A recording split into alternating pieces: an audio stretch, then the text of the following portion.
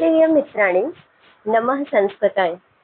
संस्कृत शास्त्र गंगा चैनल पर आप सभी का स्वागत है। आइए मित्रों, आज हम एक नए ग्रंथ को प्रारंभ करते हैं और अब हम पढ़ेंगे वेदांत सार। तो जैसा कि आप सभी जानते हैं, वेदांत सार बहुत सारे कोर्स में है। यूजीसी हमारा हो गया, पीजीटी और जीडीसी असिस्टेंट प्रोफेसर, अदर राज्य के जो एग्जाम होते हैं सभी जगह यह ग्रंथ सिलेबस में लगा हुआ है। तो हम आपको इसके प्रारंभ से, मतलब बिल्कुल भूमिका से पढ़ते हैं। थोड़ा विषय मतलब समय अधिक लगेगा, परंतु आपको बहुत अच्छा लगेगा। लेकिन भूमिका में भी जो मेन पॉइंट होगा उन्हीं को पकड़ेंगे और आगे चलेंगे। तो देखिए यहाँ पे क्या है। सबसे पहले आपको दर्शन से अभिप्राय ये समझना है, फिर दर्शन का विकास, भारतीय दर्शन एक परिचय, वेदांत दर्शन के मूल स्रोत, उपनिषदों में वेदांत दर्शन।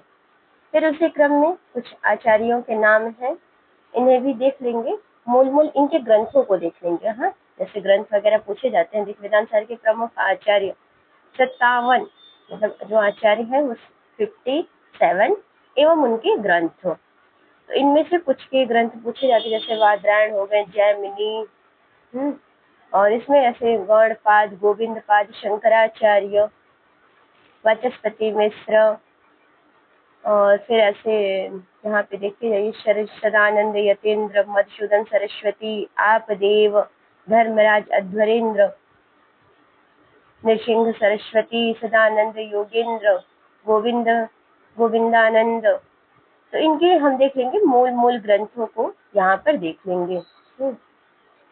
और चलिए आगे चलते हैं। वेदांत दर्शन के प्रमुख सिद्धांत। अब देखिए इसके वेदांत जो हमारा सार है इसमें क्या क्या है। तो ब्रह्म के बारे में, आत्मा, अज्ञान माया, अज्ञान के भेद, अज्ञान की शक्तियां, ईश्वर, जीव की चार अवस्थाएं, जगत, शरीर त्रय, कारण, सूक्ष्म और स्थूल, पंचकोश, पंचीकरण प्रक्रिया, त्रिविधकरण, प्रमाण, कार्य कारण सिद्धांत, समष्टि व्यष्टि सिद्धांत, सत्ता के त्रिविध रूप, जीव की अवस्थाएं, सृष्टि प्रक्रिया, अध्यारोप अपवाद, सविकल्पक निर्विकल्पक समाधि, जीवन मुक्ति, अध्यात्म विषयक विभिन्न मत, और अरुंधति न्याय, महावाक्य, तत्त्वमसि, अहम ब्रह्मास्मि। अब मतलब ये आपके देखिए यहाँ पर देखिए क्या था, वेदांत दर्शन के प्रमुख सिद्धांत ये थे ना, जो भी हम आपको बताएंगे वेदांत दर्शन के प्रमुख सिद्धांत। अब इसके आगे आ जाइए, यहाँ पर है कि वेदांत सार, मूल एवं चंद्रिका हिंदी व्याख्या। इसकी देखिए तो मंगलाचरण, फिर उसकी परिभाषा, अनुबंध चतुष्टय, अज्ञान निरूपण, जो हमें पढ़ना है इन विषयों को हम पढ़ेंगे। प्राज्ञ ईश्वर निरूपण, तूरीय निरूपण, शक्ति द्वय निरूपण, कार्य निरूपण, सूक्ष्म शरीर, पंचीकरण प्रक्रिया, स्थूल सृष्टि निरूपण, स्थूल महाप्रपंच, चार्वाकादि मत निराकरण, अपवाद निरूपण, महावाक्यार्थ निरूपण, अनुभव वाक्यार्थ निरूपण, समाधि निरूपण, जीवन मुक्त निरूपण। तो इन सारे विषयों को हम देखेंगे। इससे भी जो अत्यंत इम्पोर्टेंट होगा उन्हें, और फिर जो ऐसे होंगे उन्हें पढ़ते हुए, मतलब इम्पोर्टेंट सभी हैं पर परीक्षा की दृष्टि से फिर हम देख लेंगे। आइए आगे चलती हूँ। अब यहाँ से प्रारंभ करते हैं। दर्शन से अभिप्राय, देखना अर्थ में प्रयुक्त दृश्य धातु से ल्यूट प्रत्यय करने पर दर्शन शब्द निष्पन्न होता है। सूत्र है अष्टाध्यायी का तीसरे अध्याय के तीसरे पाठ का 114 नंबर। नपुंसके भावयुक्तः। आचार्य पाणिनि के अनुसार ल्यूट प्रत्यय का प्रयोग भाव, करण एवं अधिकरण 3 अर्थों में होता है। देखिए आपको ना, अगर यदि आप ध्यान से सुनते हैं तो बहुत सारी चीजें आपको नया पता चलता है जब हम ग्रंथ को पढ़ते हैं। देखिए एक होता है नोट्स से पढ़ना, तो नोट्स में जो हमने मेंशन किया है वही हम देख पाएंगे, या हमने जो ऐड किया है उसी को पढ़ सकते हैं। लेकिन यदि हम ग्रंथ से, मतलब ये मैंने थोड़ा सा फील किया कि यदि हम पुस्तक से पढ़ते हैं और पुस्तक में हर बार जितनी बार आप दृष्टि डालेंगे पुस्तक पे ना, उतनी बार आपको एक नई चीजें मिलती हैं। तो मेरे मन में विचार आया क्यों ना हम पुस्तक से ही डायरेक्ट पढ़ें, तो आपको भी कुछ नया मिले और हमको भी कुछ नया मिलेगा। तो इसी धिया से तो यहाँ पर जो आचार्य पाणिनि है उनके अनुसार द्योत प्रत्यय का प्रयोग 3 अर्थों में हुआ है। वो 3 अर्थ कौन कौन से हैं? एक भाव है, करण और अधिकरण। ल्युच्च ये सूत्र है। करणाधिकरणयोश्च, यहाँ पर भाव से अभिप्राय पूर्णतया शुद्ध धातु के अर्थ से है।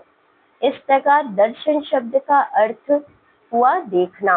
मतलब अगर यदि आपसे कोई एक शब्द में पूछे कि दर्शन शब्द का अर्थ क्या है, तो आप कह देंगे देखना। लेकिन अब हम इसके मूल अर्थ को देखें कि दर्शन क्या क्या देखना। अगर हम देखेंगे तो क्या देखेंगे? वह विद्या, ज्ञान, उपकरण या साधन जिसके द्वारा किसी विषय या वस्तु को देखा जाए या जाना जाए, अथवा आधारभूत वह वस्तु जिसमें किसी को देखा जाए, उसको कहते हैं दर्शन।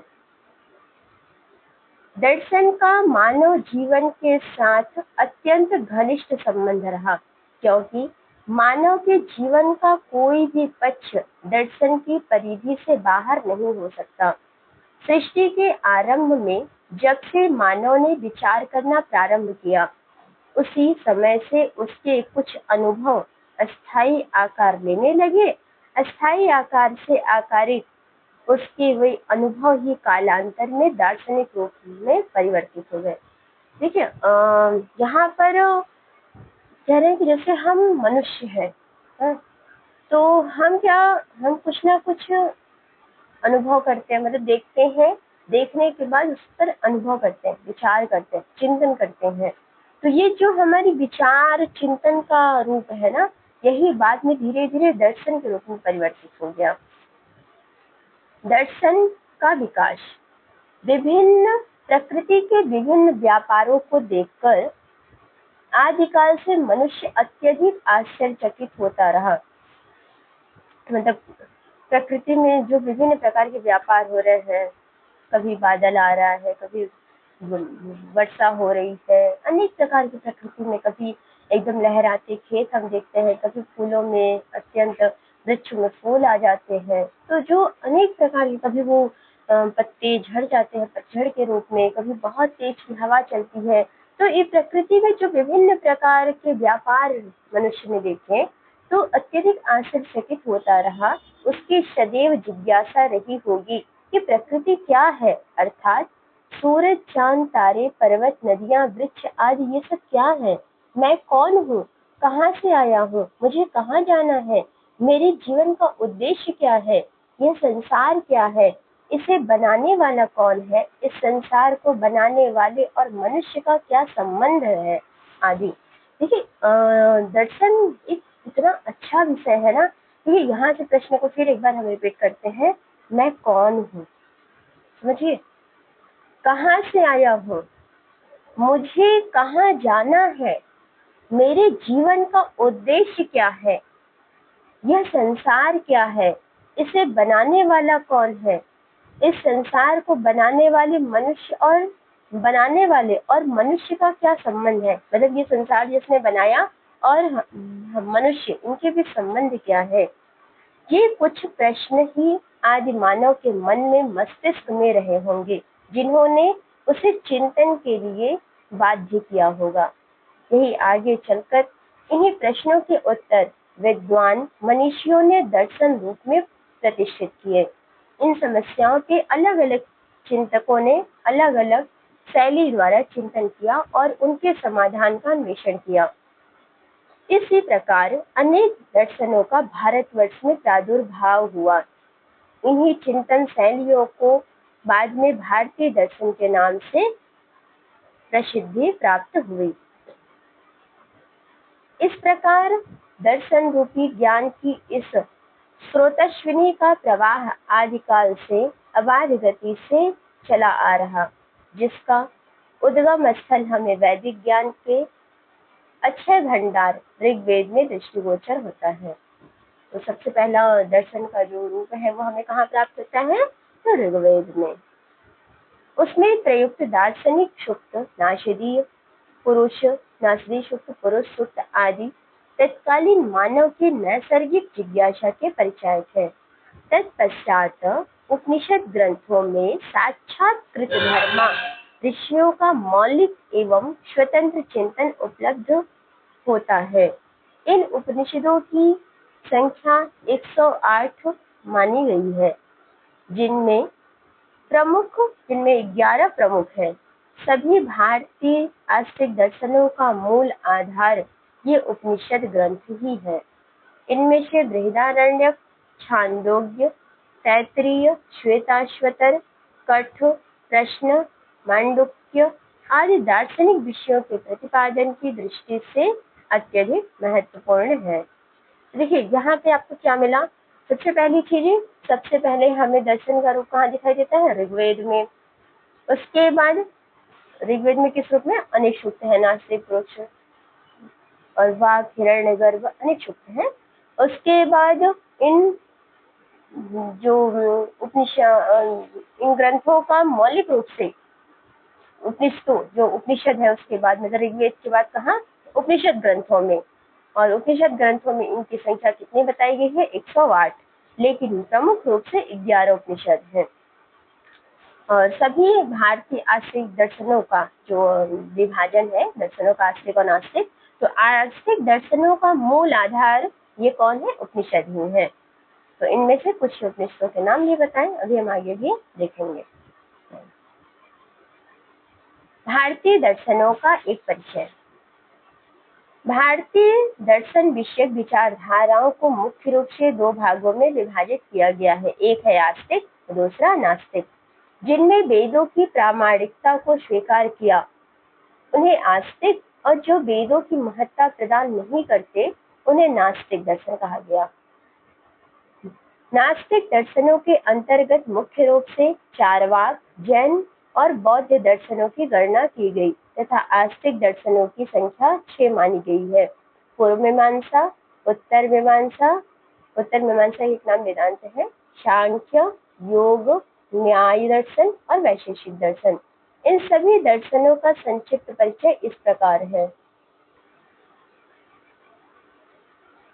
अब देखिए इनका संक्षिप्त परिचय दिया गया सभी दर्शनों का। नास्तिक दर्शन, इनमें सर्वाधिक प्राचीन चारवाक दर्शन माना गया है। इसी को लोकायत के नाम से भी जाना जाता है। यह वस्तुतः भौतिकवादी दर्शन है। आचार्य बृहस्पति एवं चारवाक इसके प्रमुख आचार्य रहे। यह दर्शन आत्मा, परमात्मा, परलोक आदि को स्वीकार नहीं करता। इसके अनुसार प्रत्यक्ष रूप से दिखाई देने वाला जगत ही सब कुछ है। अतः व्यक्ति इस प्रकार इस संसार में जब तक जीवित रहे तब तक उसे सुख पूर्वक जीने का ही प्रयास करना चाहिए। दुखों से हमेशा दूर रहना चाहिए, क्योंकि शरीर की मृत्यु के बाद जला दिए जाने पर इसका पुनः इस संसार में आगमन कैसे हो सकता है? ये मानना है किसका? चारवाक दर्शन का। और चारवाक दर्शन को लोकायत दर्शन कहते हैं। ये भौतिकवादी दर्शन है। इसके आचार्य बृहस्पति है। तो ये सारी चीजें ध्यान रखनी है। जैन दर्शन, जैन दर्शन भी नास्तिक दर्शनों के अंतर्गत आता है। प्रथम शती के उमाश्वाती इसके प्राचीन आचार्य माने गए हैं तथा पंचम शती में स्थित सिद्धसेन दिवाकर को जैन दर्शन के प्रणेता के रूप में माना जाता है। इसके अतिरिक्त अकलंक देव, विद्यानंद, प्रभास चंद्र, हेमचंद्र सूरी, मल्लीसेन आदि इस दर्शन के प्रमुख आचार्य हैं। इस दर्शन में जीवन की सूक्ष्माति सूक्ष्म समस्याओं पर विचार किया गया है। इसका अनेकांतवाद का सिद्धांत सर्वाधिक प्रसिद्ध है, जो भिन्न भिन्न दृष्टियों से वस्तु के अलग अलग रूपों की सत्यता का प्रतिपादन करता है। इस विचारधारा में कुल 24 तीर्थंकर हुए, जिनमें प्रथम ऋषभदेव तथा अंतिम भगवान महावीर माने गए हैं। तो कभी कभी इन आचार्यों के नाम परीक्षा में पूछे जाते हैं कि उमाश्वती किस दर्शन के आचार्य हैं, तो आपको कहना पड़ेगा जैन दर्शन। या जैन दर्शन के प्रथम कौन है, तो ऋषभदेव जी। और अंतिम तीर्थंकर कौन है, महावीर स्वामी। हेमचंद्र सूरी किस दर्शन के हैं, जैन दर्शन के। ये सारी चीजें एक बार पढ़ने से कहीं ना कहीं मस्तिष्क में हमारे संस्कार इसके पड़ जाते हैं। जैन दर्शन के अंतर्गत तीर्थंकरों के उपदेश तथा जैन साधुओं के चरित्र को विशेष महत्ता प्रदान की गई है।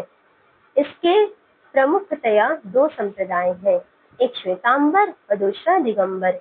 यहाँ पंच परमेष्ठियों की पूजा का विधान किया गया है, जिनमें अरहत, सिद्ध, आचार्य, उपाध्याय और साधु आते हैं। दिगंबर जैन साधु पूर्णतया नग्न रहते हैं तथा श्वेतांबर श्वेत वस्त्र धारण करते हैं। इस दर्शन में अहिंसा का सर्वाधिक महत्व है। किसी भी प्राणी को मन, वचन अथवा कर्म द्वारा कष्ट पहुंचाना यहाँ हिंसा के अंतर्गत माना गया है। इसके अतिरिक्त यह दर्शन पुनर्जन्म, कर्म तथा श्यादवाद के सिद्धांतों को भी मान्यता प्रदान करता है। बौद्ध दर्शन। बौद्ध दर्शन भी नास्तिक दर्शनों के अंतर्गत माना जाता है। इसके मुख्यतः 4 संप्रदायों का उल्लेख मिलता है, वैभाषिक, सौत्रांतिक, विज्ञानवादी और शून्यवादी। पाली भाषा में लिखे गए त्रिपिटक ग्रंथों में इस दर्शन के प्रमुख सिद्धांतों का उल्लेख मिलता है। द्वितीय शती में स्थित नागार्जुन इसके प्राचीन आचार्य हैं। इसके अतिरिक्त वसुबंध, दिंगनाग, धर्मकीर्ति, शांतरक्षित, कमलशील, रत्नकीर्ति तथा ज्ञानश्री मिश्र आदि भी प्रसिद्ध आचार्य हैं। इन आचार्यों द्वारा लिखे गए प्रमाण समुच्चय, प्रमाण वार्तिक, न्याय बिंदु, हेतु बिंदु, तत्व संग्रह तथा तत्व संग्रह पंचिका इस दर्शन के आधारभूत ग्रंथ माने गए हैं। यह दर्शन सविकल्पक ज्ञान को प्रत्यक्ष के रूप में स्वीकार नहीं करता। ये प्रश्न कहीं पूछा है, आप देखिएगा, शायद यूजीसी में ही यह प्रश्न पूछा था कि बौद्ध दर्शन क्या सविकल्पक ज्ञान को स्वीकार करता है? नहीं, निर्विकल्पक को स्वीकार करता है, सविकल्पक को नहीं। साथ ही अवयवों से भिन्न अवयवी की सत्ता को भी नहीं मानता। बुद्ध ने इसे जनमानस में प्रतिष्ठापित किया और तथा संसार को दुखमय मानते हुए निर्वाण का मार्ग प्रशस्त किया। इसके अनुसार दुख का मूल कारण तृष्णा है। अपनी इच्छाओं के निरोध से ही दुख की निवृत्ति संभव है।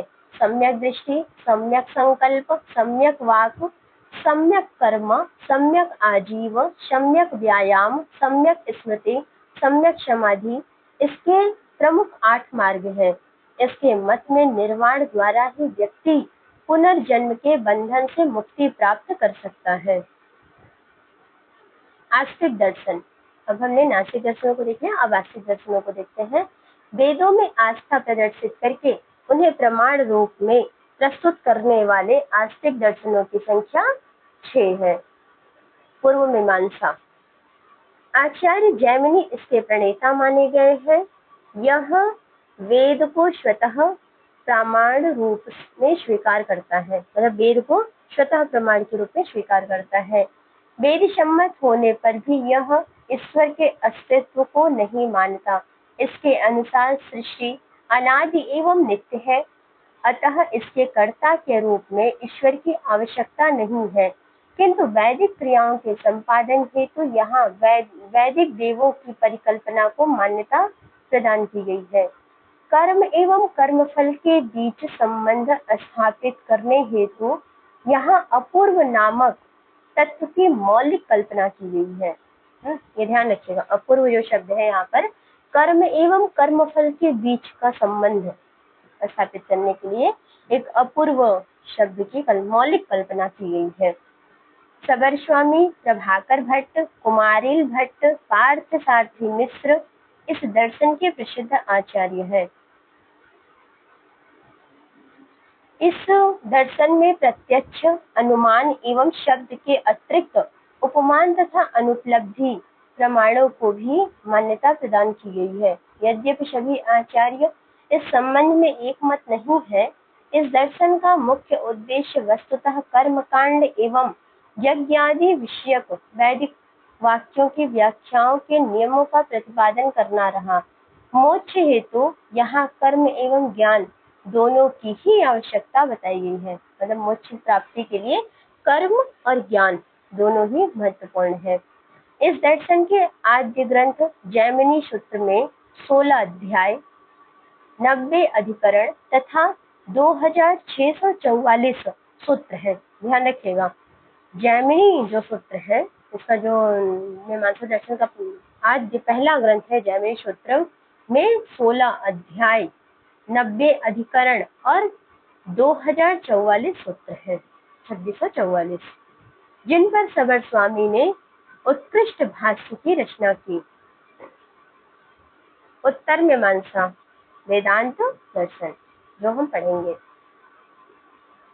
आचार्य इसका जो प्रकरण ग्रंथ है वेदांत सार वो पढ़ेंगे ना। आचार्य वादरायण विरचित ब्रह्मसूत्र इसका आधार ग्रंथ है। इसी का दूसरा नाम वेदांत सूत्र भी है। इस दर्शन के प्रमुख आधार उपनिषद रहे हैं, क्योंकि उन्हीं की वाक्यों को यहाँ पद पद पर उद्धृत किया गया है। ब्रह्म, जीव, जगत और माया इस दर्शन के प्रमुख विवेच्य रहे हैं। ब्रह्मसूत्र पर लिखा गया आचार्य शंकर का शारीरक भाष्य इस दर्शन के अद्भुत ग्रंथ माना गया है। इसमें ब्रह्मसूत्रों की अद्वैतवादी व्याख्या प्रस्तुत की गई है। इस भाष्य के महत्व का इसी से पता चलता है। इस पर भी अनेक विद्वान आचार्यों द्वारा अनेक टीकाएं एवं व्याख्याएं प्रस्तुत की गई हैं। वाचस्पति की भामती टीका इनमें विशेष रूप से उल्लेखनीय है। इसके अतिरिक्त श्री हर्ष का खंडन खंड खाद्य, चित सुखाचार्य की तत्वदीपिका, विद्यारण्य की पंचदशी और विवरण प्रमेय संग्रह, मतलब विद्यारण्य स्वामी की पंचदशी एवं विवरण प्रमेय संग्रह, जीवन मुक्ति विवेक, मधुसूदन सरस्वती की अद्वैत सिद्धि, अप्पय दीक्षित का सिद्धांत लेश संग्रह इस दर्शन के प्रमुख ग्रंथ हैं। किंतु सदानंद विरचित वेदांत सार को सरलतम होने के कारण सर्वाधिक लोकप्रियता प्राप्त हुई। इस दर्शन के अद्वैत, विशिष्टाद्वैत, द्वैताद्वैत, द्वैत एवं शुद्धाद्वैत आदि संप्रदाय भी हैं। ये सभी वैष्णव वेदांत के नाम से जाने जाते हैं। प्रस्थान त्रयी के नाम से प्रसिद्ध उपनिषद, गीता एवं ब्रह्मसूत्र सभी वेदांत संप्रदायों के प्रमुख आधार ग्रंथ हैं। ब्रह्म एवं जीव का एक प्रतिपादन करना इस दर्शन का मुख्य उद्देश्य रहा। सांख्य दर्शन, महर्षि कपिल इसके प्रवर्तक माने आचार्य हैं। पुरुष एवं प्रकृति इन दो तत्वों को यहाँ नित्य माना गया है, इसलिए इसे द्वैतवादी दर्शन कहा जाता है। पुरुष चेतन एवं प्रकाश स्वरूप है, जबकि सत्व, रजस एवं तमस की साम्य अवस्था का नाम प्रकृति है। इसे जड़ माना गया है। पुरुष का प्रकाश जब इस पर पड़ता है तो ये तीनों गुण एक दूसरे को दबाने लगते हैं। परिणाम स्वरूप सृष्टि की उत्पत्ति होती है। इस क्रम में सबसे पहले महत अर्थात बुद्धि उत्पन्न होती है। तत्पश्चात महत से अहंकार उत्पन्न होता है। अहंकार से श्रोत, त्वक, चक्षु, रसना, घ्राण, पंच ज्ञानेन्द्रियां, वाक, पाणि, पाद, पाय, उपस्थ पंच कर्मेंद्रियां, शब्द, स्पर्श, रूप, रस, गंध, पंच तन्मात्राएं तथा मन, यह 16 गण उत्पन्न होता है। तत्पश्चात इन्हीं पंच तन्मात्राओं से क्रमशः आकाश, वायु, अग्नि, जल एवं पृथ्वी, इन पंच महाभूतों की उत्पत्ति मानी गई है। इस प्रकार यह दर्शन कुल 25 तत्वों को मान्यता प्रदान करता है। इसके अनुसार इन्हीं 25 तत्वों के सम्यक ज्ञान से व्यक्ति को मोक्ष प्राप्ति होती है। ज्ञान प्राप्ति के लिए यहाँ प्रत्यक्ष, अनुमान एवं शब्द, इन 3 प्रमाणों की आवश्यकता प्रतिपादित की गई है। सत्कार्यवाद इस दर्शन का प्रमुख सिद्धांत है, जिसके अनुसार कारण से कार्य की उत्पत्ति को पहले से ही स्वीकार किया गया। इसके अतिरिक्त यह दर्शन पुरुष बहुत्व के सिद्धांत को भी मान्यता प्रदान करता है। ईश्वर की सत्ता को स्वीकार न करने के कारण इसे निरीश्वर सांख्य कहा जाता है। तत्वों की संख्या को अत्यधिक महत्व देने के कारण इसे सांख्य दर्शन कहा गया। आसुरी, पंचसिक, विंध्यवासी, जैगशव्य, वार्ष्णेय आदि इस दर्शन के प्रमुख आचार्य माने गए हैं तथा सांख्य सूत्र, षष्ठी तंत्र, अर्वाचीन सांख्य सूत्र, समाज सूत्र प्रसिद्ध ग्रंथ है। किंतु इन सभी में सर्वाधिक लोकप्रिय ईश्वर कृष्ण की सांख्य कारिका रही, जिस पर गौड़पाद भाष्य, माथर वृत्ति, जय मंगला, युक्ति दीपिका तथा वाचस्पति मिश्र की सांख्य तत्व कौमुदी आदि प्रमुख टीकाएं लिखी गई हैं। देखिए मित्रों, ये सब थोड़ी सी सामान्य बातें हैं और इस परीक्षा की दृष्टि से बहुत महत्वपूर्ण है। तो जो इन सब परीक्षाओं की तैयारी करना है उन्हें ये सारी चीजें पता है, इसीलिए हम बस एक रिवीजन, ऐसे कहिए आपका रिवीजन हो रहा है, हम पढ़ते जा रहे हैं। तो आप एक बार देख लेंगे तो इसमें से आपको 2-4 प्रश्न भी मिल गया ना परीक्षा की दृष्टि से। तो आप जानते ही हैं एक प्रश्न या एक पॉइंट भी बहुत महत्वपूर्ण रखता है सिलेक्शन में। तो अगर इन भूमिकाओं से हमें 2-4 प्रश्न भी मिल गए तो हमारा पढ़ना सफल हो जाएगा। योग दर्शन। योग दर्शन भारतीय दर्शनों में सर्वाधिक महत्वपूर्ण, इसके प्रणेता आचार्य महर्षि पतंजलि रहे, अतः उनके द्वारा विरचित योग सूत्र इस दर्शन का आधार ग्रंथ है। इसी ग्रंथ पर लिखा गया व्यास भाष्य सर्वाधिक प्रामाणिक व्याख्या ग्रंथ माना गया है, जिस पर आचार्य वाचस्पति मिश्र की तत्ववैशारदी तथा आचार्य विज्ञान भिक्षु के योग वार्तिक 2 प्रसिद्ध टीकाएं उपलब्ध हैं। इसके अलावा भोजवृत्ति, मणि प्रभा आदि व्याख्या ग्रंथ भी योग सूत्र पर लिखे गए। तो याद रखिएगा, वाचस्पति मिश्र की कौन सी है? वाचस्पति मिश्र की है तत्व वैशारदी और विज्ञान भिक्षु की है योग वार्तिक। यह दर्शन वस्तुतः सांख्य के सिद्धांतों को भी स्वीकार करता है। अंतर केवल इतना ही है, यह ईश्वर की सत्ता को स्वीकार करता है और सांख्य नहीं। मतलब योग दर्शन ईश्वर की सत्ता को स्वीकार करता है लेकिन सांख्य ईश्वर की सत्ता को नहीं मानता। इसी कारण कुछ विद्वानों ने इसे शेश्वर सांख्य की संज्ञा प्रदान की है। किसको? योग दर्शन को। प्रमाण, विपर्यय, विकल्प, निद्रा और स्मृति, ये 5 चित्त की प्रवृत्तियां मानी गई हैं तथा चित्त की इन प्रवृत्तियों पर नियंत्रण करना ही योग है। योग चित्त वृत्ति निरोध। यम, नियम, आसन, प्राणायाम, प्रत्याहार, धारणा, ध्यान और समाधि, ये 8 योग के अंग माने गए हैं। इनके निरंतर अभ्यास से चित्त की वृत्तियां स्वतः ही विलीन हो जाती हैं। बस इस स्थिति में चित्त की एकाग्रता से यह दर्शन कैवल्य या मोक्ष की प्राप्ति स्वीकार करता है। न्याय दर्शन। बुद्धि को तीक्ष्ण, परिष्कृत, विशद बनाने वाले तर्क प्रधान न्याय दर्शन के प्रवर्तक आचार्य गौतम माने गए हैं। देखिए कितना बढ़िया है। बुद्धि को तीक्ष्ण, परिष्कृत और विशद, विस्तार और तर्क प्रधान बनाने के लिए हमें क्या पढ़ना चाहिए? न्याय दर्शन। टॉनिक पियो, योग करो, सब चीज ठीक है, लेकिन हम शास्त्रों को यदि पढ़ते हैं ना, इससे भी हमारी जो मस्तिष्क है, बुद्धि है, वो बहुत परस्पर तीक्ष्ण तर्क प्रधान वाली हो जाती है। प्रत्यक्ष आदि प्रमाणों द्वारा पदार्थ की परीक्षा करना न्याय है। न्याय दर्शन है, इसमें कहा गया न्याय क्या है, तो कहें कि प्रत्यक्ष आदि प्रमाणों के द्वारा पदार्थ की परीक्षा करना ही न्याय है। इसके लिए अन्वेक्षिकी शब्द का प्रयोग भी किया जाता है। यहाँ प्रमाण, प्रमेय, संशय, प्रयोजन, दृष्टांत, सिद्धांत, अवयव, तर्क, निर्णय, वाद, जल्प, वितंडा, हेत्वाभास, छल, जाति और निग्रह स्थान, इन 16 पदार्थों को मान्यता प्रदान की गई है। मतलब न्याय दर्शन में 16 पदार्थ माने गए हैं। वो कौन कौन से हैं? देखिए, प्रमाण, प्रमेय, संशय, प्रयोजन, दृष्टांत, सिद्धांत, अवयव, तर्क, निर्णय, वाद, जल्प, वितंडा, हित्वाभास, छल, जाति, निग्रह स्थान। अब काउंट करेंगे 16 आएंगे और परीक्षा में खूब पूछे जाते हैं। आप कुछ 3 ये दे देगा, एक कोई अलग से, तो इनमें से कौन सा न्याय दर्शन के पदार्थों में मतलब नहीं गिना गया है या नहीं स्वीकार किया गया है। तो यदि आपको 16 याद है तो ही आप पकड़ पाएंगे कौन सा नहीं है, या फिर 3 अलग रहेगा, एक दे देगा कि कौन सा है। तो प्रश्न किसी प्रकार से पूछा जा सकता है।